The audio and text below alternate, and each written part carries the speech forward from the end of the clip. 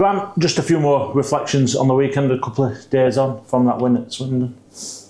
Yeah, I thought, like I said after the game, I thought the boys delivered the plan well. And with some really good moments in the game. Probably just didn't quite get the fluency right at the top end of the pitch to get the chance to take the chances that we had. But ultimately, look, we've won the game. 2 really good goals. In many ways, really, both come from a corner. First one, obviously, a really good goal from Joe Holloway, good ball from Mulls, and the second one, Closey's put a good ball in. Joe Ironside's in a good position, and the handball occurs, and Joe does what he does. So we're pleased with the win. Always nice to score a last-minute winner with 500-600 fans there, and we can get back up the road with the 3 points. But as always, our focus, as soon as we turned into the bus and got on the bus, our focus was on the next game, which is Bromley. Really nice scenes at the end with the fans as well. As you say, always good to win a game in them circumstances. Yeah, look, they travel everywhere with us, don't they, in their numbers, and our away fans are unreal. And they've been rewarded there in the last minute with a really good penalty from Joe Ironside. And to be honest with you, I thought we were the better team throughout. I thought we created the most chances in the game. Although Swindon, and I said this before the game and I said it after, they're a good team, and I think they'll move up the league. They've got real good threats in their team. But I was really pleased with our performance. You found yourself in a position as well, a welcome position, where the competition for places is so strong, but you've got so many options available to you. Once again, like James Maxwell coming back at the weekend, others coming back to form, and fitness. Patrick Kelly being back from international duty. You've got real headaches everywhere, which I would say is welcome for you. How do you go about picking the starting 11 in this scenario when you've got so many options and obviously a match day 18 as well to select? Yeah, it's look, if you ask any manager, they'll always say that they want everyone available so they can pick their best team. I'm no different, and apart from Richard Wood and St Westbrook, we've got everyone fit and available now. Woody was out training on the grass today, so he's getting close. I don't think Sane's too far away either.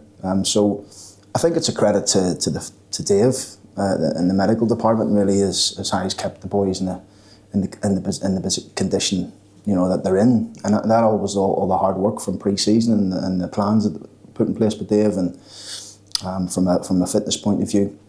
I always said when Dave came in, I think you'll see the benefits of Dave in 5-6 months' time. I think you've seen that going towards back into last season, the start of this season.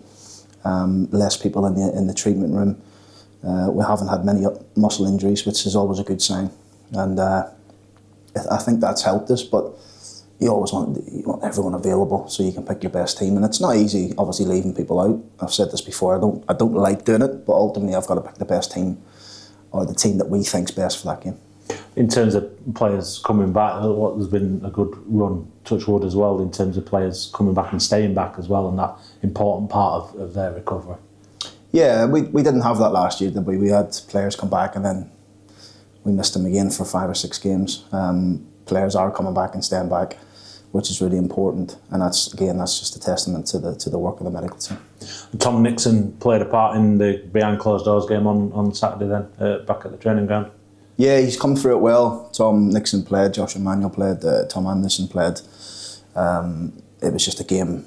The under-18s invited some I think it was Cat 2 academy players that possibly may be released from their club in with our under-18s, and we supplemented with a few of the first team players. So it was good for the boys to get some minutes. I believe it was a competitive game. They finished 3-3 at the training ground, so it was nice to see the boys get some minutes. They trained fine this morning, so really important for them. Important for Tom Anderson to keep ticking over, really. It's been obviously a frustrating time for him with the ban, but it's not too long now until he will be back available for selection. Yeah, Tom's an ultimate professional, and he'll do whatever he can to keep himself in a really good condition. There's no problems with that, and he's been good as gold. He's trained hard. He's done some extra sessions. Tomorrow night after the game, he'll join in with the rest of the boys for a session on the pitch, which is always important for us when we have a 3-game week that we train after the game as well. So he's been good, and obviously just knuckling down, waiting for his chance again to come, and I believe the first game that he'll be available for will be the Barnsley game, and I think it's a week Tuesday. Bromley up next, as you've touched upon. What are you expecting from them? Well, I think Andy's done a really good job there. I think they've recruited well in the summer. One or two players who I'm familiar with, and one in particular who I signed, and Ben Thompson, who's a very good player for them, who I took to Peterborough. I think they're strong. They're a physical team. They've got real good threats in their team. They're strong at set plays, and so it's going to be a tough game. I like Bromley. I think they're in a false position at the moment. I think they probably should have been 3 or 4-0 up in the first 10-15 minutes of the game against Gillingham, so probably didn't reflect the scoreline at the end, against Tranmere on Saturday. Don't know where I got Gillingham from. They should have been 3 or 4 up, but they never took their chances, and I think that's probably been their downfall, as they haven't taken those moments, because they do create a lot of chances, and then they've conceded some sloppy goals. So we know we're up against a tough game, a tough team, but we're at home. We've started quite bright at home. In the 6 games, I think we've picked up 13 points, but I still feel we can be better. I still don't think we've got going just yet at home. So we're on a mission to try and be much better than what we have shown. You're into the final week, so the Prostate United challenge. How's it going? You made that step up to 10k a day. How the legs feeling? Yeah, really tough. Really tough. It's the nervousness that kicks in every night before you go to bed, knowing you've got to do another run the next day, and that tension, having to set your kit out and stuff like that. But it's been great. Like, I mean, we did this last year, didn't we, at the football club, and I think we had about 30 to 35 people all doing it. This year I think we're well over 60. We've got some fans involved, we've got all parts of the football club involved, and it's great to see. You know, I see it every day when you log your run on Strava, and you just scroll through and you see everybody out doing something. You know, mental health's a massive thing in this country, isn't it? And probably every country, but exercise and getting out there, a bit of fresh air is great for that, but also raising money and awareness for this tremendous charity. I think we're well over £20,000 as it stands now. No doubt we're going to keep pushing that money up, and yeah, it's great to see, and I think everyone's buying into the cause. You know, it's the talk of the training ground for the game against Bromley. We're hopefully going to have a bucket collection.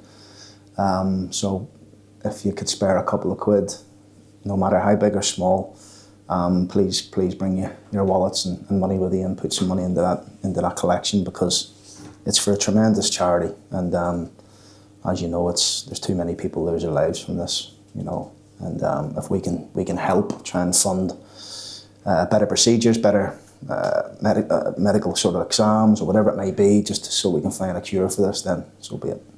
Obviously, there's that determination to lead the way in terms of fundraising, and again, but there's been a massive step up across football in support of this, and you'll be proud to see that being such an advocate of Prostate United. Absolutely, it's getting bigger and bigger every year, and it's a credit to Steve and Ross, who obviously started this up 6 or 7 years ago.